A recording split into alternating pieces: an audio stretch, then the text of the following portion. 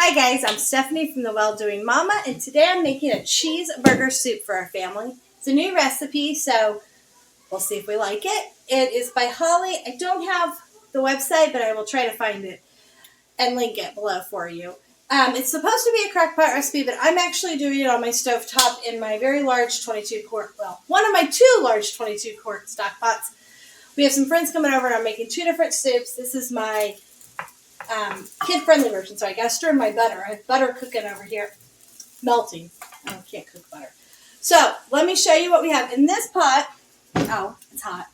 This is 3 pounds of ground beef. It's actually 2 pounds of ground beef and a pound of ground turkey. The ground beef was already cooked, and so we're just frozen. I like to cook large amounts of ground beef at once in my roaster pan, and then freeze it in 2 pound sections, so that's what I did. So we are just, and then the ground turkey needed to cook, and it's mostly cooked up. So we are just letting all of that kind of finish thawing out. I thawed it for a couple minutes in the microwave. And then in this pan, let's tilt it a little.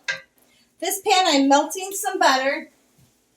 I gotta wash off this, hold on. I dropped stuff on the floor, and now I need to wash it off. Okay. And my dog is happy. Okay, in this pan, I am melting butter. This is going to make the roux that's going to thicken up the soup, especially if you cook in the crock pot.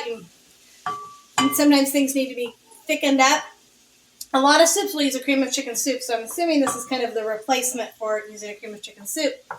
But it's 9 tablespoons of butter, but a normal recipe would be 3. We have 9. And then once the butter is melted, we're going to add in about 1/3 of a cup of flour, mix that, and then, I guess 6 cups of milk because we're tripling it. This is not going to be a big enough pan for that. I'll probably just mix the butter and flour in here and put it in the soup and add the milk into that after everything's boiled. I don't want to add the milk until everything's boiled because I don't want to boil the milk because that would be too sweet. Okay, you can see I'm making it up as I go along. This is kind of how life goes some days for me. Okay, more days than I'd like to admit. Okay, so we have the ground beef cooked up in here.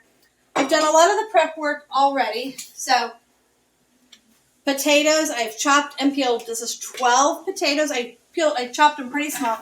When I get them in there, they're starting to turn a little brown from being sitting out. It takes a while to chop and peel that many potatoes. 3 cups, supposed to be a cup, 3 cups because I tripled. Carrots that are shredded, I shredded them in the food processor. You can also buy pre-shredded carrots. I don't know the cost of that. Okay. And then I made my food processor. Oh, hold on. Celery. 1.5 cups of celery. I chopped it pretty small so that we don't mind the taste of celery. My husband does not like the crunch of celery. Okay, this is boiling. So I want to go ahead and turn that way down and put in about 1/3 of a cup. My measuring cup has little lines on the inside of flour. And what you want, if you've never made a roux before, is you want the flour and the butter. That is not quite a roux. I'm going to add a little more flour. Usually it's a 1-to-1 ratio, so if the recipe doesn't turn out, it's totally my fault because I'm changing it from what is written. But so you're just going to keep cooking. You want to cook it long enough that the flour is no longer raw. It's starting to make like a paste. So you want to get like a little pasty thing going on there. Then when you add in this case it's supposed to be milk. And I am going to add some milk now, and then I'll add some to the recipe later. Okay, so let's see. I need to measure that out. Let me get a measuring cup.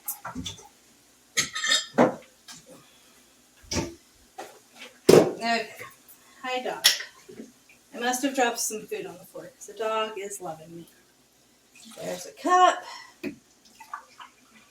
And there it is. Almost 2 cups. That is empty. And so I will just kind of stir that up. I like to whisk it, but I also don't like to scrape my pans. Okay, so we'll let that kind of whisk up a little. And that should make the milk nice and thick as that. Is my whisk in here? I'll use this. I think my whisk is in the dishwasher from breakfast. This is the beater from my hand mixer. But it'll work. Oh, I can't get the onions in the other pot. Okay. And so I need to also get the onions in here.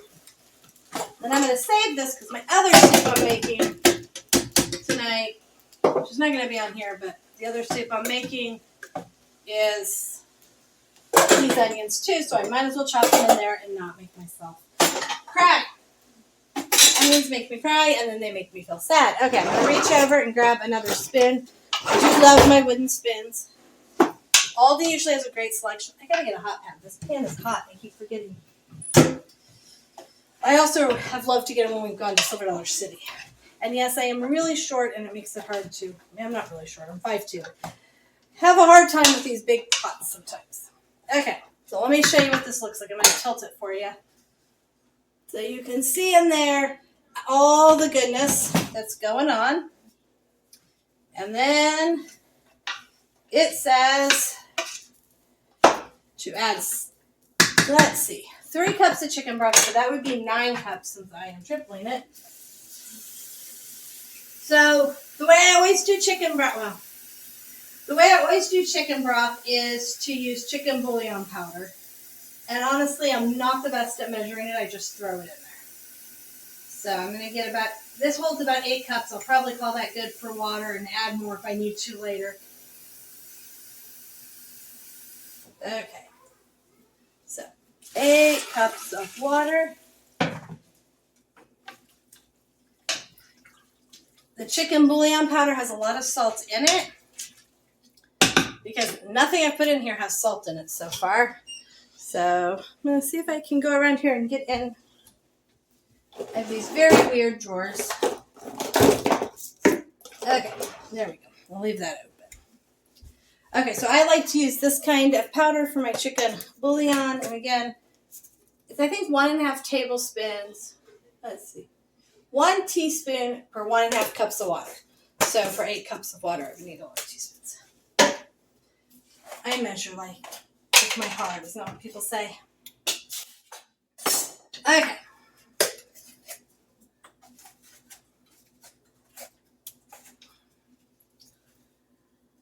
Okay, that should be good. I will taste it towards the end for salt and pepper. Well, my husband will probably taste it because I never want nearly as much salt and pepper as he wants. So. Okay, so that I think just needs, okay, it needs dry basil and dried parsley. I don't know if I have basil. Let's see. Just start up. This will go in a little bit. Could have pulled this out beforehand. That would have been nice for you. But you know, I thought I got basil. Is that it? Nope, this is Nancy's. Maybe I couldn't find basil. Maybe the store didn't have it. I thought I bought it when last time I made. Oh no, I know. Last time I made Thai food, I thought I bought basil, but I didn't because they didn't have any at all. I was going to buy the squeezy paste, but I already had some, so I didn't. Anyway, we'll put in some parsley. And then since I don't have basil, I'll put in just a little bit of Italian seasoning that has basil in it. There we go. That'll be good. Okay, then I'm going to stir that up. And I am going to basically just let that cook together. And when that is done cooking together, I am boiling and things are getting soft. Then I will add in the roux mixture we made, some cheese, and some extra milk to finish it off. And we'll see how it looks and what it tastes like. Hi guys, we're back with our cheeseburger soup, and I'm just going to show you what it looks like.